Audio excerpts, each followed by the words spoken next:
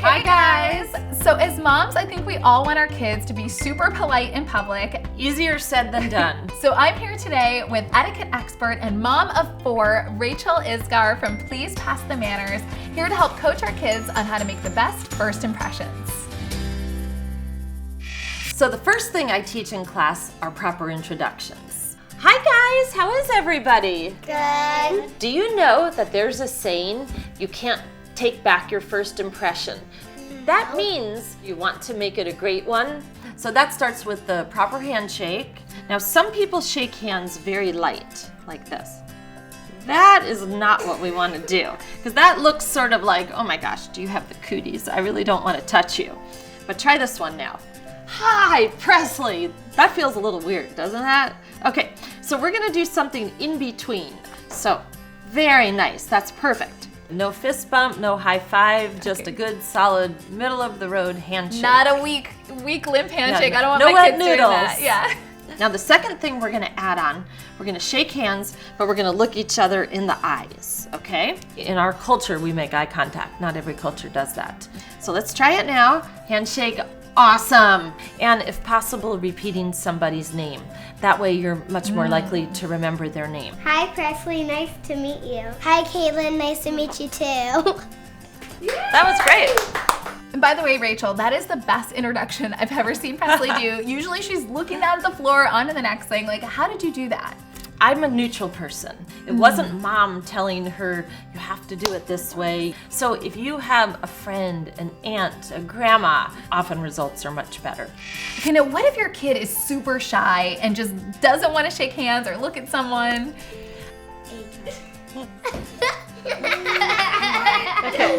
I try to call my child out, but not with words, but more with my body language. Oh. Like, for example, if it has to do with eye contact, you could go like this.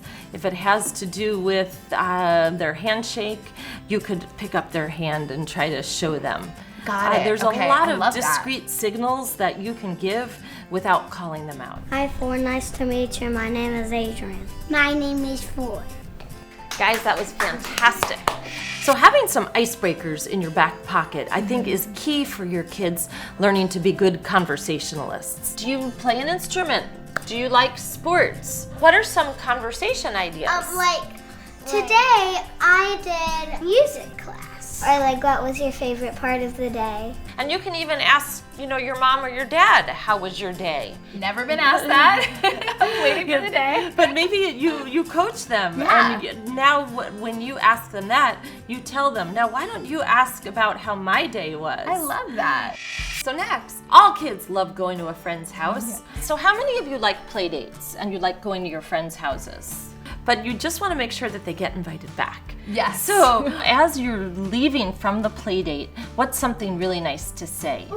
Okay, what would you do, Adrian? Thank you for having me. That's fantastic. What would you do, Presley? I had so much fun at your house. That is so lovely. You know what? Often when you're not around, they are on their best behavior. We just don't always observe that in our own households. Then they'll want to keep inviting you because you have good manners. Very nicely said. All right, and finally, the one I really want to know is, how do you stop them from interrupting you when you're talking to another adult in public? Okay, I think this is the hardest one because so often we're engaged in our conversation, but our child really wants something and they think they want it now. What should you be doing? You can say, excuse me. Excuse me is a good way to interrupt a conversation. However, you can really only do that once. Or you can tap and the other people don't know that you're tapping.